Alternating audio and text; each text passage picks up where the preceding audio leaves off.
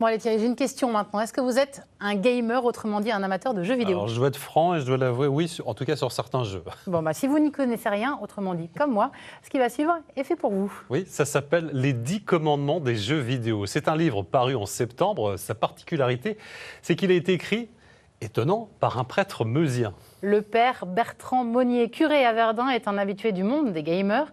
Il propose aux néophytes de s'emparer de ce fait de société. Lodoïs Gravel et Frédéric Mady l'ont rencontré.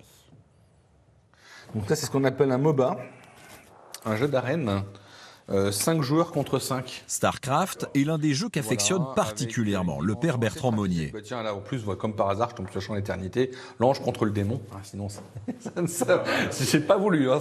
Voilà, ça c'est le Saint-Esprit qui s'y met.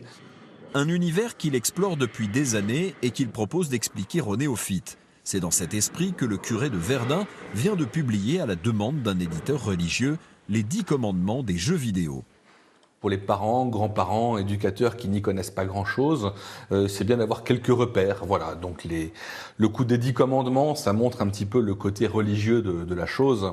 Donc les 10 commandements des jeux vidéo, c'est 10 points de repère. Alors il pourrait y en avoir beaucoup plus pour comprendre et avoir un peu un œil, une oreille sur ce monde-là. Parmi les 10 commandements, le premier est de pratiquer, de se tenir au courant, de s'intéresser à cet univers.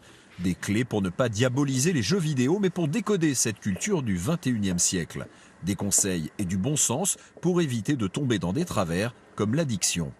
Quand un jeune est entouré de gens qui n'y connaissent absolument rien et qui dénigrent les jeux vidéo, il s'y réfugie.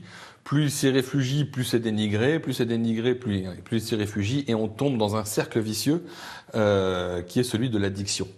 Alors qu'à l'inverse, si un jeune peut parler librement des jeux vidéo avec des gens qui ont au moins un minimum de connaissances, là il y a une ouverture, là il y a un dialogue, on sort de la caverne, on sort de la grotte, voilà, on voit qu'on n'est pas tout seul et il n'y a plus ce repli qui provoque l'addiction. Le père Monnier accueille au presbytère tous ceux qui veulent s'initier, découvrir, comprendre et tester les jeux vidéo.